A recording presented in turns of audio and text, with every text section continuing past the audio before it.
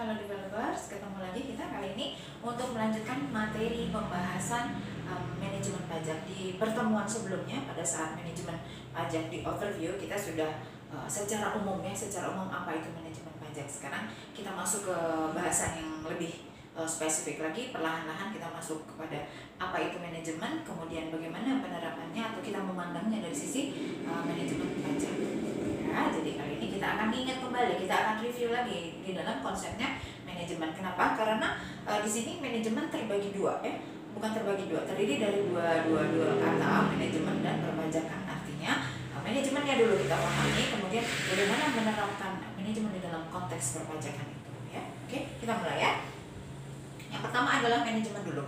Kembali kita mereview pada apa yang sudah kita pahami mengenai manajemen. Apa sih itu manajemen? Boleh ya kita review sedikit lagi ya. Apa itu sih manajemen? Ya, manajemen adalah satu proses pengelolaan. Ya, pengelolaan apa? Kita bicara konsep manajemennya dulu secara fundamental. Adalah satu proses pengelolaan yang meliputi apa aja? Ya. Manajemen adalah satu proses pengelolaan yang meliputi planning, ya.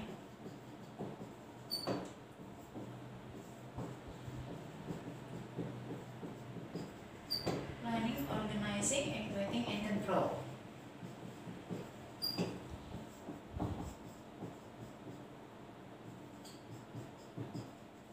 Atau yang dulu ya pada saat kita masih bicara pengantar manajemennya, yang paling kita ingat biasanya di manajemen adalah ini.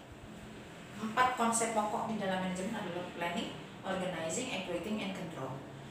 Kita review sedikit supaya nggak lupa dan nggak meleset dari esensi sebenarnya. Planning itu apa? Planning adalah satu proses perencanaan apa yang direncanakan. Yang direncanakan adalah apa yang akan kita tuju. Oke, jadi sebelum melakukan perencanaan, sebelum kita melangkah pada 4 aspek ini, 4 tahapan ini, kita harus tetapkan dulu yang mau dituju apa. Karena kalau kita nggak punya tujuan yang akan dituju, kita nggak bisa menentukan apa yang akan direncanakan, apa yang nanti akan diorganize, apa yang akan nanti di evaluating, apa yang akan nanti dikontrol. Jadi yang pertama adalah penetapan tujuannya dulu. Misalnya gimana? Misalnya dalam 1 tahun tertentu perusahaan ingin menghasilkan laba atau ingin mencetak laba sebesar X, maka untuk merealisasikan nilai yang sudah ditetapkan sebesar X, perusahaan harus menentukan langkah-langkah ini tadi. Gimana dengan planningnya?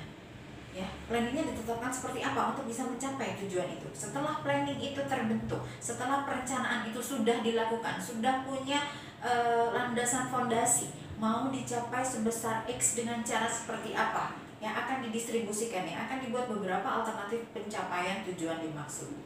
Itulah yang dimaksud dengan perencanaan. Misalnya, balik lagi tadi, kalau perencanaan itu perusahaan merencanakan akan mencetak laba dalam 1 tahun X, ya, 1 tahun tahun A sebesar X, maka perusahaan harus mendesain perencanaan, harus memplanning perencanaannya untuk bisa tercapai X tadi. Disesuaikan dengan apa? Disesuaikan dengan kondisinya si perusahaan. Perusahaan punya source berapa? Ya, perusahaan punya source berapa? Perusahaan punya tujuan sebesar X tadi. Bagaimana pencapaian dari source yang dipunya oleh perusahaan tadi? Ya, apakah dengan metode A, B, C atau D? Ya, kita bicara konseptualnya dulu. Oke, itulah planning. Jadi kalau planning nggak punya tujuan, apa yang mau di planning? Tentukan dulu tujuannya. Mau ngeplan apa? Mau ngebahas apa? Mau merencanakan apa? Ya. Kemudian setelah planning itu didesain, sudah terbentuk, planning itu biasanya tidak hanya satu, ya, atau sebaiknya tidak punya satu perencanaan saja, tidak punya satu model perencanaan saja. Karena apa? Karena dimungkinkan beberapa kondisi tidak mendukung satu planning. Ya. Seandainya satu model perencanaan A, kemudian beberapa syarat atau prasyarat harus dipenuhi, tapi satu dari prasyarat tidak bisa dipenuhi, maka planning A tidak bisa berjalan. Jadi kita harus punya lagi planning B. Planning B apa? Planning B didesain lagi. Planning B didesain lagi, memungkinkan nggak? Oh, kemungkinan ada celah, kemungkinan ada risiko-risiko yang bisa menghambat pencapaian tujuan. Buat lagi planning C. Itu tergantung. Beberapa alternatif planning yang dibuat tergantung dari kondisinya si perusahaan dan tujuan yang ditetapkan, sehingga manajemen akan menentukan nanti mau buat berapa model planning nanti untuk pencapaian tujuan X tadi, ya, betul. Jadi dimungkinkan untuk lebih dari satu planning, ya dimungkinkan. Kenapa? Sebagai alternatif seandainya ada hambatan atau ada risiko yang nanti memungkinkan tidak tercapainya tujuan pada satu planning tadi. Kemudian setelah planningnya terbentuk, bagaimana dengan organizing? Dia harus mengorganize, ya. Apa tuh organize? Ya, dia harus mengorganisir semua orang-orang yang ada di dalamnya untuk melaksanakan planning tadi. Orang yang kompeten seperti apa? Kemudian source-nya tadi juga dipadukan. Ya, itu tadi. Kemudian terus actuating. Actuating adalah pelaksanaan dari orang-orang yang tepat dengan metode yang sudah dipilih. Ini bagaimana? Dilaksanakan oleh siapa? Apakah oleh orang yang tadi ditentukan dalam organizing tadi? Nah, itu harus diimplementasikan di sini, actuating atau implementasi, ya. Setelah itu diimplementasikan, setelah itu dilaksanakan, setelah itu diactuatingkan, kemudian dikontrol. Apakah itu sudah sesuai? Apakah apa yang diimplementasikan sudah sesuai dengan planningnya, sudah sesuai dengan organizingnya, sudah sesuai dengan actuatingnya? Apakah itu sudah sesuai? Jadi controlling itu adalah melihat seberapa besar ini semua bisa tercapai. Ya. Di kontrol itu kita akan melihat apakah planningnya sesuai dengan implementasinya, apakah nanti bisa menunjang pada tercapainya tujuan tadi. Ketika itu tidak, pada satu periode tertentu, pada satu rentang pengawasan, ketika itu tidak dilakukan, maka itu dievaluasi. Apakah masih bisa menggunakan plan A, apakah masih bisa menggunakan plan B, atau harus diganti dengan plan C. Nah, kenapa? Tujuannya adalah pencapaian tadi, pencapaian si X tadi. Tidak bisa jadi satu plan A berlangsung selama periode tertentu.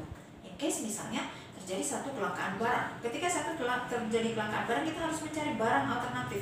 Barang alternatif bisa dicari dengan metode seperti apa? Bisa jadi berubah menjadi plan B. Kenapa? Karena komposisi bahan bakunya nanti dan harganya akan menjadi berubah, sehingga harga jual juga akan berubah dan akan mempengaruhi juga kepada pencapaian tujuan. Itulah pentingnya perencanaan, ya. Jadi kita punya beberapa perencanaan, sebaiknya memiliki beberapa alternatif perencanaan. Seandainya satu hal terjadi menghambat perencanaan yang satu, masih ada alternatif untuk melakukan perencanaan yang kedua. Tujuannya apa? Supaya pencapaian tujuannya tetap terjaga. Jadi yang menjadi concern di sini adalah pencapaian tujuannya, ya. Itu tadi, tujuannya dulu ditetapkan. Jadi konsep manajemen secara keseluruhan, tetapkan dulu tujuan, baru kita buat desain ini tadi, ya. Bagaimana itu tadi? Itu intinya di manajemen. Tujuannya untuk apa? Untuk mencapai tujuan. Tujuan yang bagaimana? Supaya dalam pencapaian tujuan tercapai efektivitas dan efisiensi, ya. Jadi tujuannya tercapai, cost-nya nggak tinggi. Tujuannya tercapai, prosedurnya benar. Itu dulu, ya.